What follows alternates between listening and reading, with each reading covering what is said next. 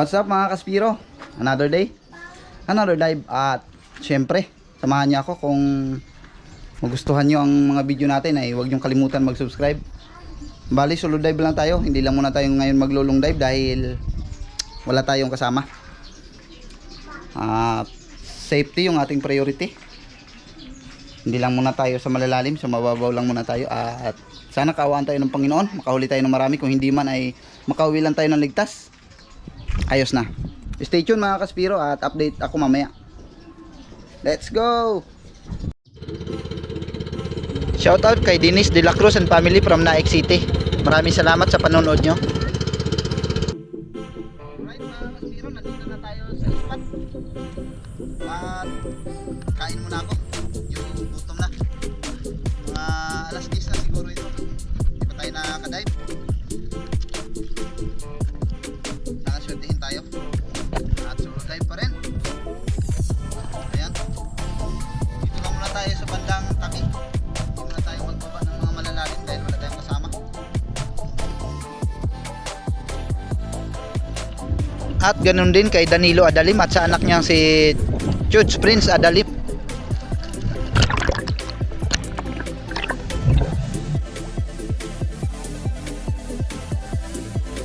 At matapos nga nating makapag-warm up sa mababaw mga Kaspiro ay direkta na tayo pumunta sa malalim dahil nasa kondisyon naman yung ating katawan sa aking pakiramdam, kaya nagdiretsyon na ako. At eto, mayroon kaagad tayo naging target para sa araw na to.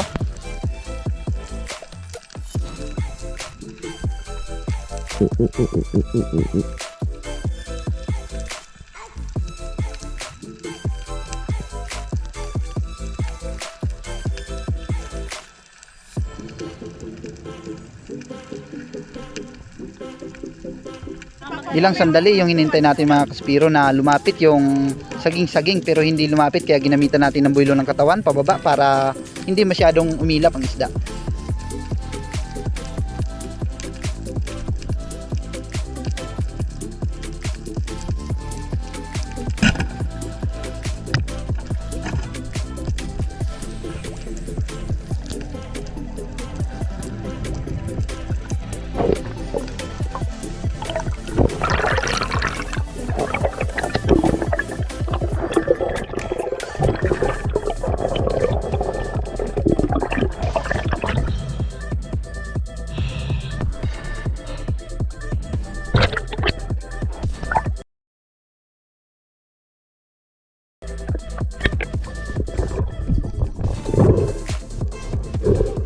Sa Navarro family, shout out din po dyan sa Bohol, Dumaran.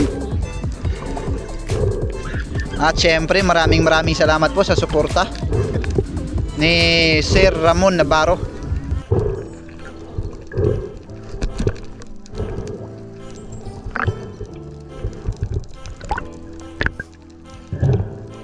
Saging-saging o Spanish flag snappers yung naging unang isda natin para sa araw na ito.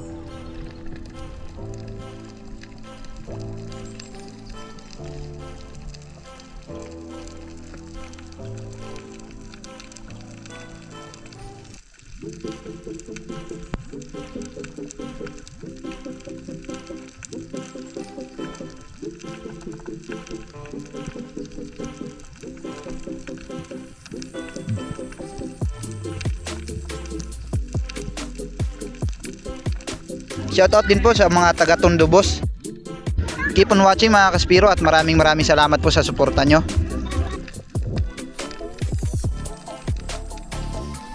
At eto another set, at mayroon tayong nakitang yellow spotted rabbit fish na nakahinto dito sa ilalim ng bato, kaya hindi na tayo nagatubili pa. Pinanan natin agad.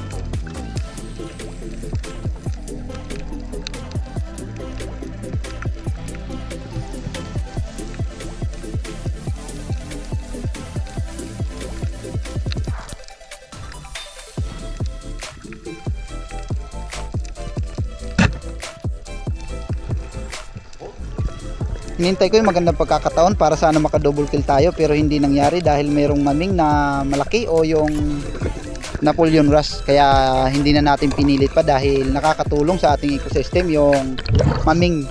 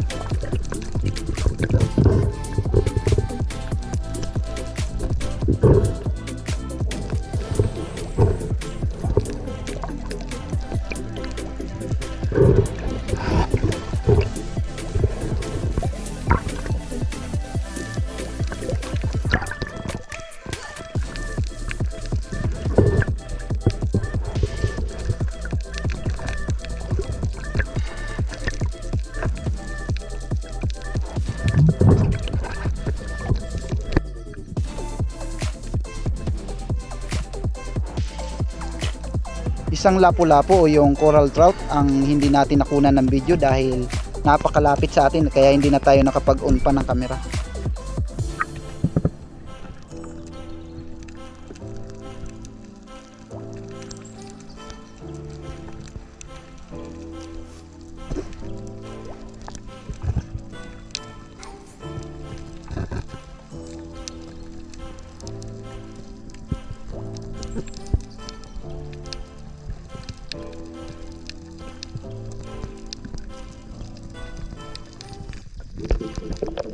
Isang oversize na suno ang naging pangatlo nating isda.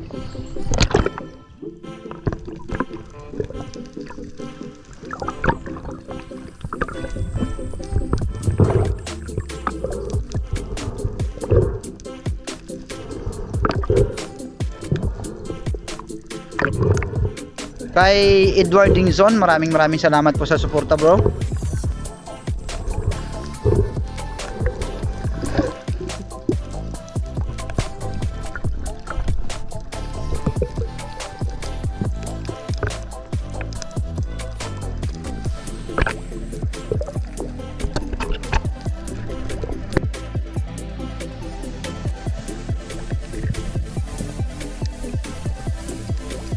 At habang pasisid tayo, meron tayo ulit napansin na 2 pirasong samaral kaya inabangan natin mabuti at hinintay natin yung magandang pagkakataon para mahuli natin.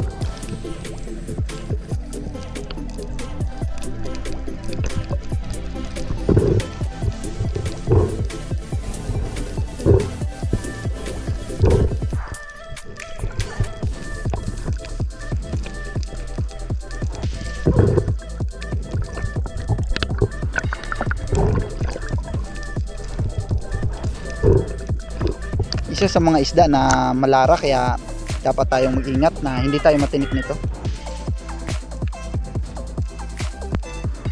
At same spot pa rin kung saan nagmasid tayo sa ating paligid habang nakadapa at hindi natin sukat akalain na mayroong paakyat pala na isang surahan o yung unicorn fish.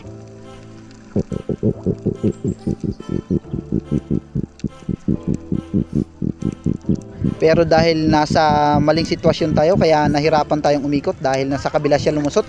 Pero ginawan pa rin natin ng paraan at sana mahuli natin ito.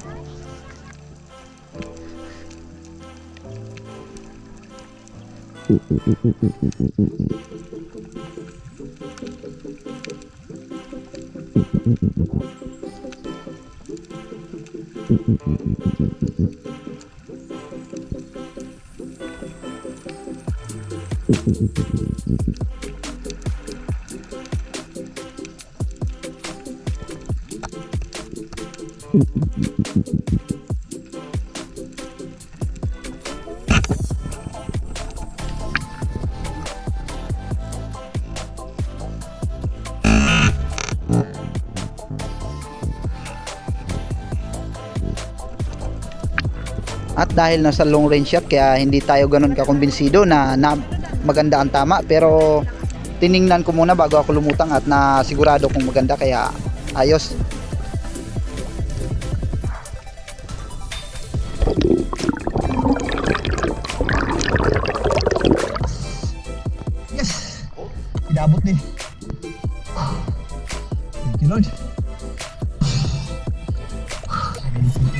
kay Boyet Villacorte. Shout out po.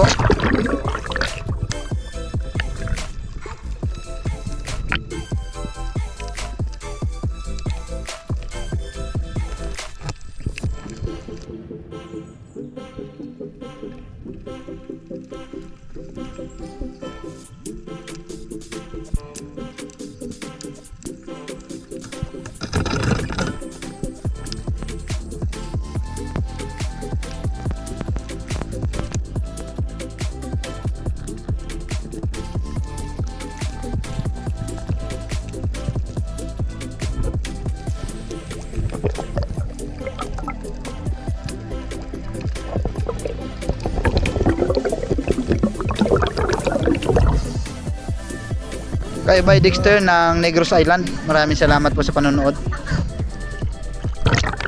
At ang buong akala ko mga kaspiro ay secure na yung ating surahan, pero may nangyari na hindi natin inaasahan. Nung tinatanggal ko ay bigla akong nabitawan, kaya nagkaroon siya ng pagkakataon na makabalik sa ilalim ng dagat.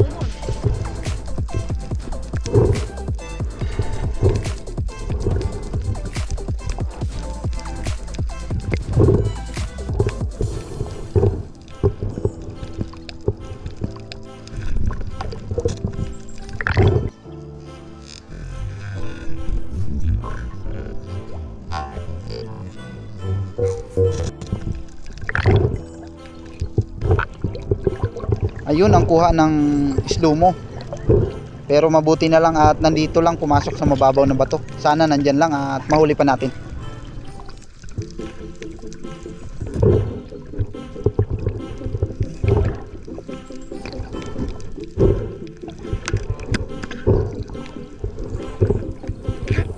At eto, sobrang pagmamadali yung ginawa natin na makapag-load tayo ng ating SJ.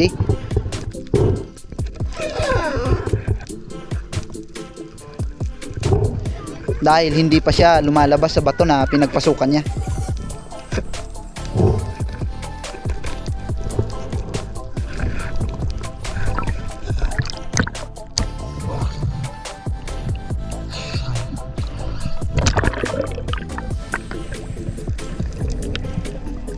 At ayun, ay sinilip ko yung bato na pinagpasukan niya, kung saan napakaraming sea urchin. At mabuti na lang, napansin ko na nandoon talaga siya at nakasiksik na lang. Hindi ko alam kung buhay pa, pero pasiguro na lang tayo, panain na lang natin ulit.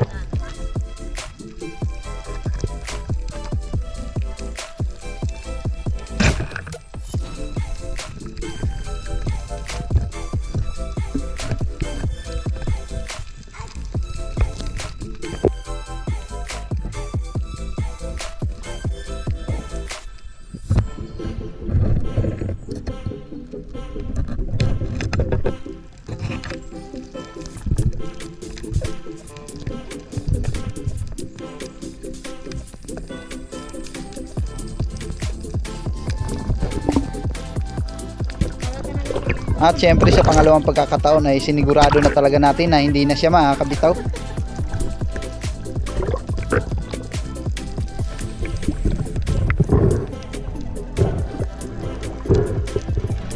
Minabuti natin na isang guma na lang yung ating isabit para hindi ma-stuck yung ating flapper sa loob ng bato.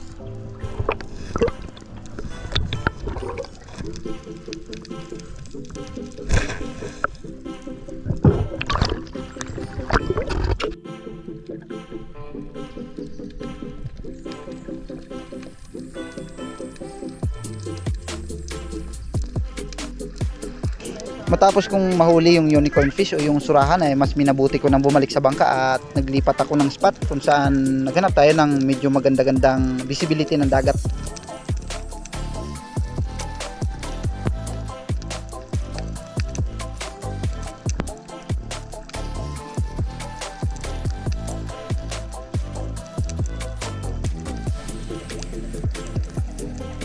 At habang nakadapa tayo ay meron tayong napansin na saging-saging, kaya hinintay natin yung magandang pagkakataon para mapana natin.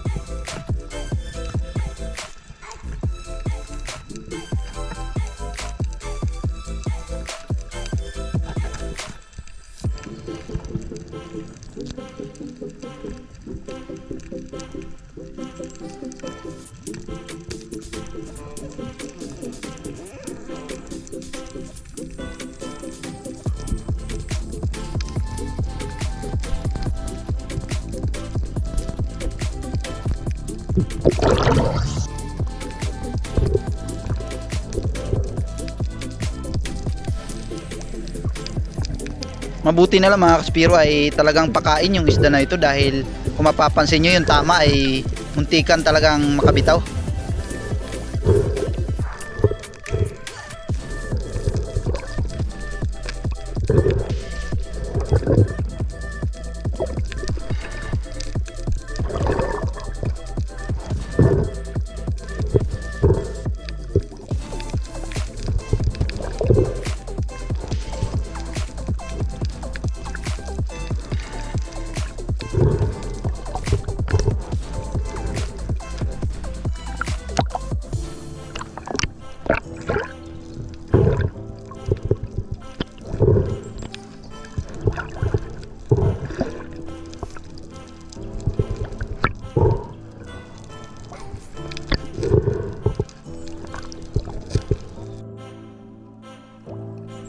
At muling pagsisid, same spot pa rin, at tingin ulit tayo kung anong mga isda ang pwede nating mahuli.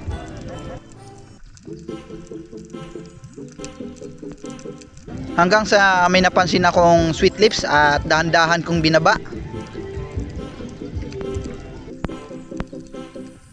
Pero nung nasa pagkakataon na pwede na nating panain yung sweet lips ay biglang lumapit yung mga saging-saging.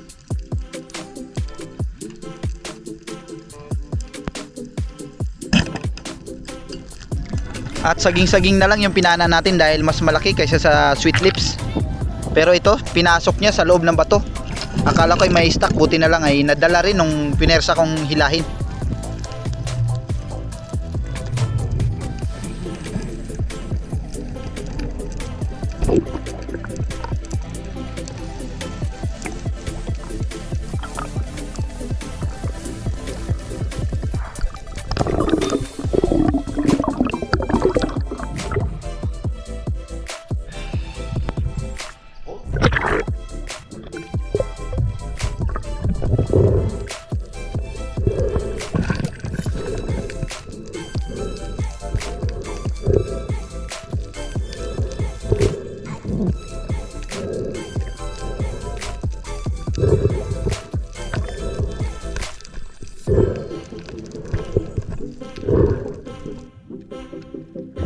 Eto, pamuling pagsisid ulit at same spot pa rin. Dahil matagal kong hindi na dive yung spot na to, kaya siguro maraming laman.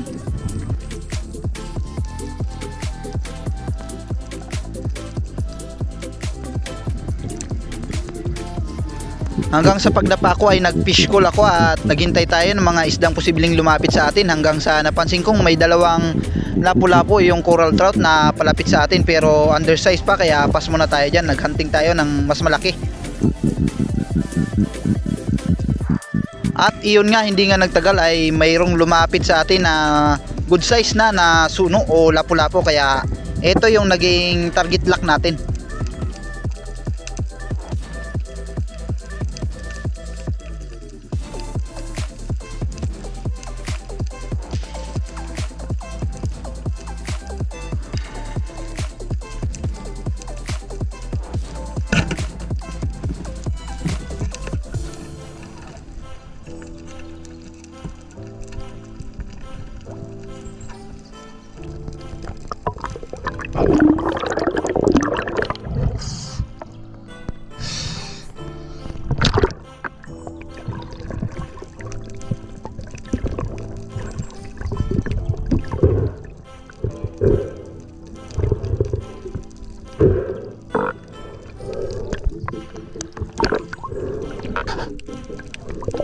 At ito na yung naging huling isda ko para sa araw na ito. At tingnan natin kung ilang kilo ang aabutin at kung magkano ang bibintahin natin.